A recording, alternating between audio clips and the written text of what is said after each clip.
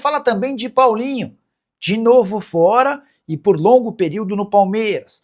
Já o Palmeiras foi o único que avançou, que está praticamente classificado na Copa do Brasil. Isso sem falar nas últimas de mercado, bastidores, finanças e muito mais. Fala aí pessoal, sou Jorge Nicola, bem-vindos a mais um vídeo do canal. Ótima semana para todos vocês.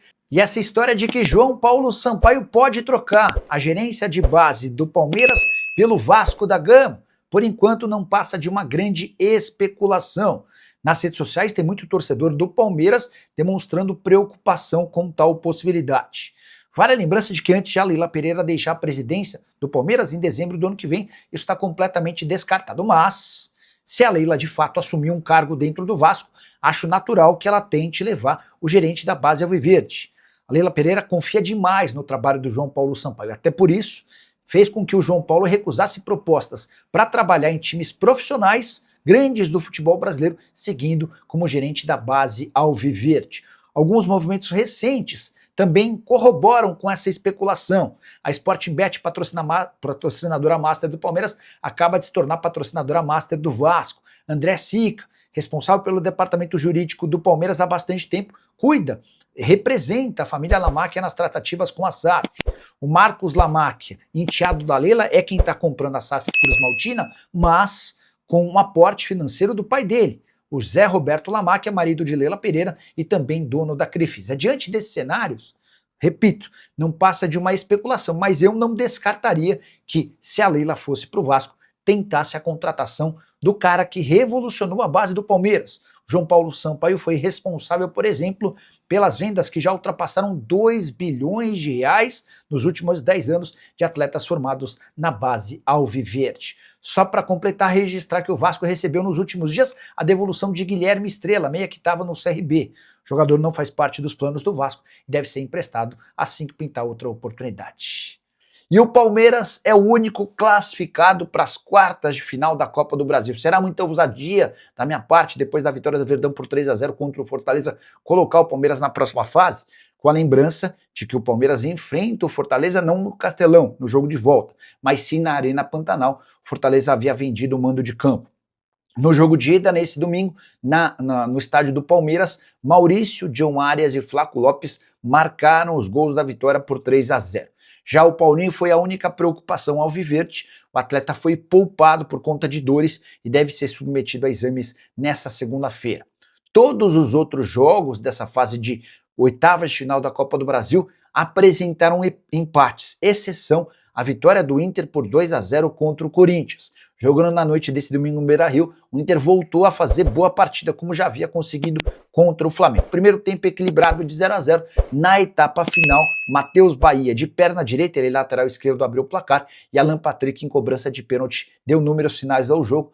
Essa vitória por 2-0 é muito importante para o Inter, que desde a chegada do Maripan, em parceria com o mercado, transformou o sistema defensivo do Internacional em um sistema muito mais sólido. O Corinthians vai precisar vencer por 3 ou mais gols de diferença para passar de fase. Vitória por 2-0 leva a decisão para pênaltis.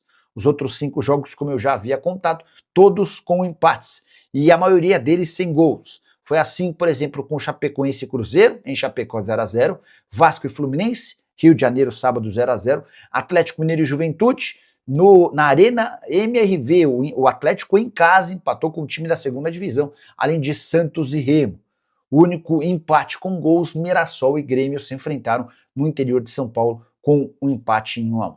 Péssima notícia para o Palmeiras, de novo, Paulinho machucado. O atacante passou por exames nessa segunda-feira que detectaram uma lesão na coxa direita. Paulinho deve ficar fora por 3 semanas. Ele já havia perdido o jogo contra o Vitória por conta de um entorse no tornozelo, ficou de fora do jogo contra o Fortaleza, apesar de ir para o banco de reservas, porque reclamou de dores na musculatura. Nessa segunda-feira, os exames apontaram essa lesão no adutor da coxa. A expectativa é de que o Paulinho perca no mínimo mais 6 jogos. Partida de volta contra o Fortaleza na Copa do Brasil, fica de fora dos 2 jogos da Libertadores, fase de oitavas de final contra o Cerro Porteño, e também não enfrenta Internacional, Fluminense e Vasco da Gama pelo Campeonato Brasileiro. Aqui vem a pior parte da história envolvendo o Paulinho. Na temporada atual, 9 jogos em 42. ou seja, 21% de aproveitamento, de presença em campo. Esse aproveitamento, essa presença vai diminuir por conta dessa ausência, por conta de uma nova lesão. Desde que foi contratado, o Paulinho disputou só 25 jogos. E olha que ele chegou ao Palmeiras no início da temporada passada por 18 milhões de euros, além da cessão de 2 atletas em definitivo. 25 partidas em 118 jogos e presença em campo de apenas 21% dos jogos. Dá para dizer que a contratação de Paulinho merece que nota de 0 a 10. Use espaço para comentário para registrar sua opinião. Só queria relembrar de uma declaração de Leila Pereira assegurando que o Palmeiras nunca contrataria jogador machucado. Deixa eu começar falando sobre o João Paulo Sampaio. Começou um rumor nas redes sociais de que o João Paulo Sampaio pode trocar o Palmeiras pelo Vasco, né? Por enquanto é só uma grande especulação. Isso só aconteceria se a Leila de fato trocasse o Palmeiras pelo Vasco a partir de 2028. A gente está falando de algo distante, de algo para bem depois, né? Mas, cara, eu não acho uma grande maluquice que a Leila pelo menos tente, tá? Acho natural que a Leila se mude para o Vasco depois de deixar a presidência do Palmeiras, é o natural. E a Leila vai tentar levar para o Vasco as pessoas da confiança dela. E o João Paulo Sampaio é uma das pessoas da confiança da presidente, tá? Só faltava não, depois de tudo que o João Paulo Sampaio conseguiu para o Palmeiras, foram cerca de 2 bilhões de receita com vendas de atletas nos últimos 10 anos, tá bom? O Anderson Carvalho perguntando se inciso no Palmeiras é verdade. Anderson, na quinta ou sexta-feira, não me lembro qual foi o dia, e eu mandei mensagem para uma fonte do Palmeiras para perguntar primeiro sobre Luiz Henrique, a pessoa descartou. Quando eu perguntei sobre Fabinho, a pessoa disse, Nicola, não há interesse do Palmeiras em contratar reforços nessa janela, tá? A menos que surja uma enorme oportunidade de última hora, o Palmeiras não pretende fazer contratações. Então, não me parece nem que a gente precise gastar cartuchos com inciso. O Paulo da Silva, boa noite, Nicola. A diretoria do Palmeiras tem planos para o Cebolinha, da comissão técnica. O Paulo está falando sobre o Cebola, né? O Andrei, ele chegou a ser técnico interino antes da chegada do Abel Ferreira, tá? Um tempão lá, até chegou a fazer bom trabalho como interino. Confesso que eu não tenho essa resposta. O que se sabe é que o Abel fica, ou deve ficar até dezembro de 27. Então, se o Andrei Cebola tem plano de ser técnico do Palmeiras, não é a curto prazo. E o Palmeiras é o maior beneficiado pela arbitragem brasileira. Esse tema foi levantado pelo Flamengo através de uma nota oficial nas últimas horas.